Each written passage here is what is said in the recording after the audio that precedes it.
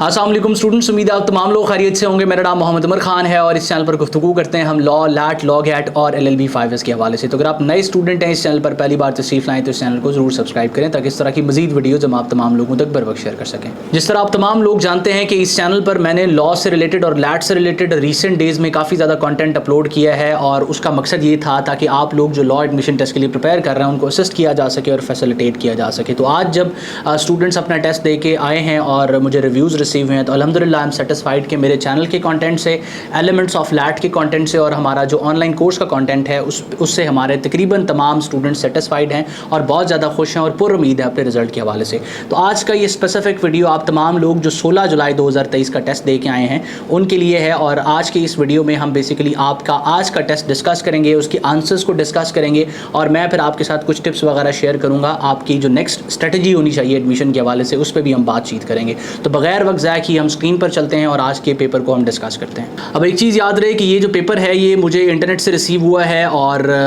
ज़ाहिर सी बात है ये जो पेपर है ये क्लोज बुक होता है। जब आप क्लोज बुक पेपर से मतलब ये है कि आपको क्वेश्चन पेपर जो है वो नहीं दिया जाता और वहाँ से कोई इंस्ट्रक्टर या कोई HEC का जो है ना जो पर्सन होता है या कोई भी पर्सन वहाँ पर इसकी पिक्चर्स वगैरह बना के अगर इंटरनेट पर अपलोड कर देता है तो लोगों को पता चल जाता है। तो उसी किसी रिसोर्स से हमने इसको कलेक्ट किया है और आप जो स्टूडेंट्स आज का टेस्ट देखें इसका पर्पज़ यही है कि आपके साथ आंसर्स वगैरह शेयर किए जाएँ और ये वीडियो जो है वो 16 जुलाई 2023 के टेस्ट कंडक्ट होने के बाद अपलोड हो रहा है। तो सबसे पहला सेक्शन जो आपके सामने है वो अंग्रेज़ी का सेक्शन है और इसमें जो सिनोनिम्स और एंटोनिम्स हैं जो वो थोड़े से डिफरेंट तरीके से पूछे गए हैं। साथ में अंग्रेज़ी का सेक्शन मेरे मुताबिक प्रीवियस जो हमारे टेस्ट हुए हैं उससे काफ़ी आसान था।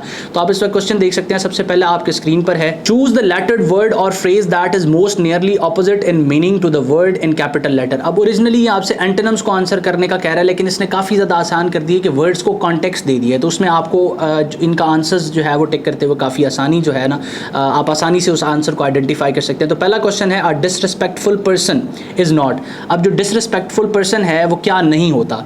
ही इज़ नॉट ओबीडियंट। ठीक है, ही इज़ नॉट ओबीडियंट, इसका C होगा। It is difficult to negotiate with Arif because he is stubborn and not dash at all. अब आप इसकी सेंस से भी समझ जाएंगे और स्टबबॉर्न पर्सन एक ऐसा पर्सन होता है जो अपनी ओपिनियन से नहीं हटता, अटल होता है।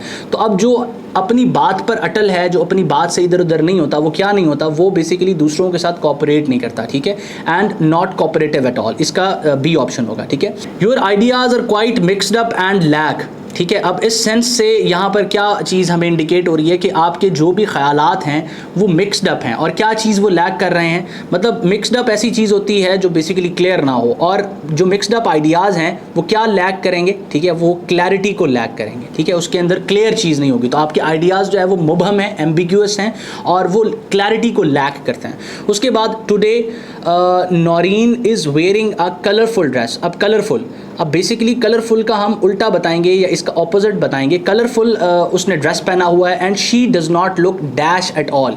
अब कलरफुल का ऑपोजिट बेसिकली जो है वो डल होगा। ठीक है, टायर्ड नहीं होगा, अनहैप्पी नहीं होगा, वाइब्रेंट नहीं होगा। वाइब्रेंट इसका सिनोनिम हो सकता है। तो डल नहीं नज़र आ रही। अगर उसने कलरफुल कपड़े पहने हैं तो शी इज़ नॉट लुकिंग डल। ठीक है, उसके बाद हम आगे चलते हैं। Complete the sentences by choosing the best option from the given lettered choice A to D below each.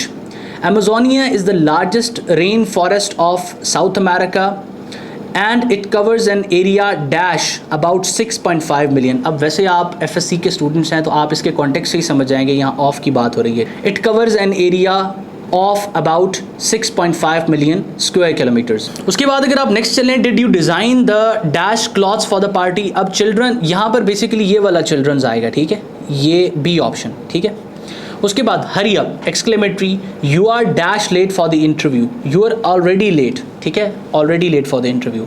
उसके बाद I need a thread and needle to stitch the button that has come off, D option. If the food is delicious comma we dash more, we will order. ठीक है, अब यहाँ पर अगर वो पहले फूड को ट्राई करेंगे, अगर फूड डिलीशियस होगा तो वो फ्यूचर में और ऑर्डर करेंगे, तो विल ऑर्डर। उसके बाद on the first day of Eid comma I dash sick after I had overeaten. अब यहाँ हैड की बात हो रही है, पास्ट में बात हो रही है, तो यहाँ फेल्ट आएगा, C option. What can be dash about the environment, done, D option. Where you have been dash morning, since morning.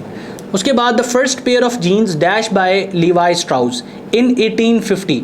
तो यहाँ पर होगा the first pair of jean was made by. ठीक है, उसके बाद हम 14th नंबर क्वेश्चन की तरफ जाते हैं। Manoor is doing a project on, D option, on the solar system. यहाँ दाव भी आना चाहिए था, वैसे यहाँ हमें ऑन दिया गया तो ऑन हम यहाँ पर लिखेंगे। 15, I would suggest that you take dash extra money, some extra money, ठीक है। उसके बाद हमारे पास 16वां क्वेश्चन है, by my word of honour means I promise, D option.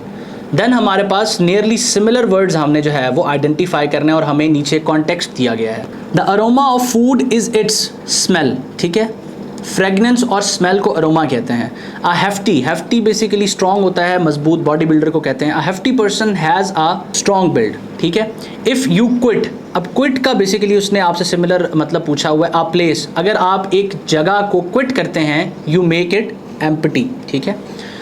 A story of a building is it's levels. For example यहाँ पर एक बिल्डिंग है तो इसकी स्टोरीज़ जो है, ये एक स्टोरी, दूसरी स्टोरी और यहाँ पर इसका डोर लगा हुआ है, तो ये बेसिकली जो ये स्टोरीज़ हैं ये इसके लेवल्स हैं, ठीक है। अब हमारे पास जनरल नॉलेज का सेक्शन है। मुझे बताएं आपने 20 में से इंग्लिश में कितना स्कोर किया है। यहाँ पर आप अपना स्कोर लिखेंगे, आउट ऑफ 20 आपने कितना स्कोर किया इंग्लिश में। देन हम आगे चलते हैं जनरल नॉलेज के सेक्शन की तरफ। पहला क्वेश्चन हमारे पास है, the main memory of the computer is RAM, ठीक है। The official currency of Afghanistan is Afghani. The capital city of Iran is Tehran. The largest river in the world is Nile. Amazon नहीं है, Nile है. The sun is a star. Which one of the following country is famous for pyramids? Egypt, ठीक है। अब ये सारे वही questions हैं जो मैं आपको वीडियोस में भी बताता रहा हूँ, जिनसे रिलेटेड आउटलाइन में इंडिकेट करता रहा हूँ। एलिमेंट्स ऑफ लैट में भी हम बताते रहे एग्जैक्ट स्टेटमेंट वाइज, और अपने ऑनलाइन कोर्स में भी इसका तज़किरा करते रहे। और ये वैसे भी इजी क्वेश्चंस हैं, आप अगर इंटरनेट पे पढ़ते रहे हैं तो आपने ये क्वेश्चंस देखे होंगे। उसके बाद the dash is most helpful in maintaining body temperature in humans body, water. के बाद which of the following is a good conductor of electricity, copper. The tallest building of the world is Burj Khalifa. Which one of the following Muslim scientist discovered the radius of the earth, Abu Rayhan al Biruni. Which month of the calendar year can lack a new moon, इसका Feb होगा। Who is the current president of US, सब लोग जानते होंगे, जो Biden, ठीक है। उसके बाद हम आगे चलते हैं। Human cell contains 46 chromosomes. Which one of the following is the largest organ of the human body, skin. उसके बाद which one of the following is the largest religion of the world, christianity. SAARC का जो head quarter है वो basically Dhaka में है। ये question मैं अपनी वीडियोज़ में बार बार बता चुका हूँ। Who from the following discovered America, Christopher Columbus. उसके बाद पहली जो हमारी फीमेल प्राइम मिनिस्टर थी वो बेनज़ीर भुट्टो थी, इस बारे में भी हम डिस्कस करते रहे। सहारा डेजर्ट कहाँ पर लोकेटेड है, अफ्रीका में लोकेटेड है। डेजर्ट्स के बारे में मैं अमूमन बताता रहा हूँ, रिवर, डेजर्ट, माउंटेन और इस तरह की इंपॉर्टेंट चीज़ें। उसके बाद 7th wonder of the world, Taj Mahal was build by Mughal emperor Shah Jahan. इससे हमारा जीके का सेक्शन कवर हो जाता है। अब मुझे बताएं 20 में से जो है वो आपने कितना स्कोर किया कमेंट सेक्शन में। देन हमारे पास पाकिस्तान स्टडीज़ का सेक्शन है। एक और चीज़ ध्यान में रखिएगा, कुछ MCQs इसमें से मिसिंग है, तो जो मुझे मिले हैं यहाँ पर क्वेश्चंस वो मैंने आपके लिए इंक्लूड कर दिए हैं। पहला क्वेश्चन हमारे पास पाकिस्तान स्टडीज़ का है, Tarbela dam is build over the river Indus. Allama Iqbal का खुतबा इलाहाबाद जो है वो 1930 में हुआ है। गवर्नमेंट के 3 ऑर्गन्स होते हैं, तीसरा ऑर्गन जुडिशरी है, पहला लेजिस्लेशन है, उसके बाद आपका एग्जेक्टिव है एंड देन जुडिशरी है। और अब ये क्वेश्चन मैं बार बार स्टूडेंट्स को समझा चुका था, लोग यहाँ कंफ्यूज होते थे अयूब खान के नाम से। तो पहला जो मार्शल लॉ था या एमरजेंसी थी वो इम्पोज की गई थी इस्कंदर मिर्ज़ा की तरफ से, ठीक है। यहाँ करेक्ट ऑप्शन इसका यही है।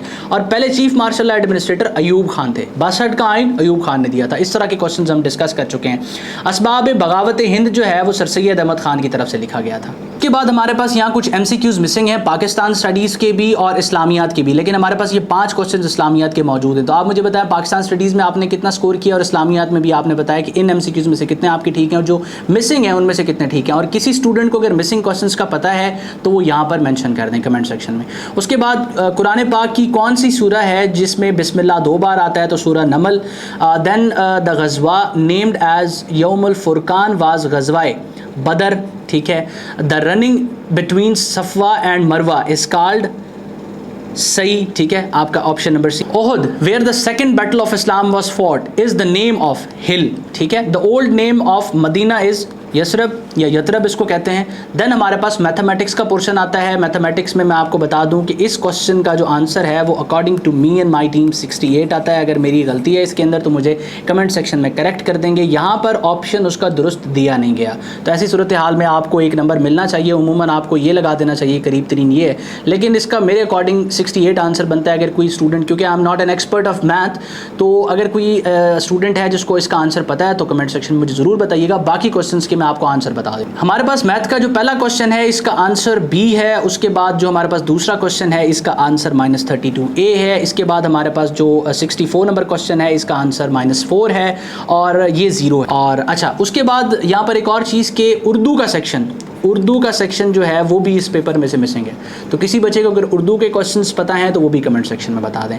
अब यहाँ पर मैंने बहुत सी चीज़ें आपको साइन की हैं, तो इस कम्युनिटी का पर्पज़ ये है कि कुछ मुझे पता है चीज़ें, कुछ इल्म आपके पास है, तो हम एक दूसरे के साथ इस फॉर्मेट पर शेयर करें।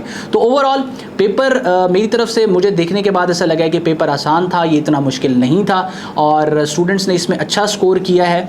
इसका रिटन पोर्शन भी हम देख लेते हैं। रिटन पोर्शन में जो 3 एसेज दिए गए हैं, जिस तरह मैं बताता रहा हूँ कि आपने एक लिखना है और 3 एसेज ऐसे होंगे जिसमें हर बंदा कुछ ना कुछ बातचीत कर सकता है। देखिए ना, how can we minimize environmental issues. तो इन्वायरमेंटल इशूज़ बहुत से हैं हमारी, जो है वो इसके अंदर मुख्तलिफ़ किस्म की जो है वो पोल्यूशन इसके अंदर इंक्लूडेड है और भी बहुत से, जिस तरह से आजकल क्लाइमेट चेंज का जो इशू आ रहा है वो भी हमें इन्वायरमेंटल इशूज़ की वजह से ही फेस करने को मिल रहा है। इसके बाद जो इंपॉर्टेंस ऑफ लॉ है इन आवर डेली लाइफ, इसके बारे में आपने लिखना था। मेरे हिसाब से मेजॉरिटी स्टूडेंट्स ने इसको हल किया होगा, क्योंकि ये क्वेश्चन आपकी फील्ड से रिलेटेड भी था और आप बड़ी इस पर जो है वो रिसर्च भी और क्यूरियस भी बहुत से स्टूडेंट्स होंगे, तो इस पे बहुत से स्टूडेंट्स ने लिखा होगा। उसके बाद जो हमारे स्पोर्ट्स है, खेलों के जो फिज़िकल हमारी हेल्थ पर बेनिफिट्स हो सकते हैं, आपने वो यहाँ मेंशन करने थे। यही 3 टॉपिक्स आपको उर्दू में इनकी स्टेटमेंट दी गई है, बहुत से स्टूडेंट्स ने उर्दू में भी सॉल्व किया है। और special trip you took and how it affected you, तो आपका कोई एक स्पेसिफिक जो एक्सपीरियंस किसी ट्रिप के साथ रहा है आपने वो इसमें लिखना था।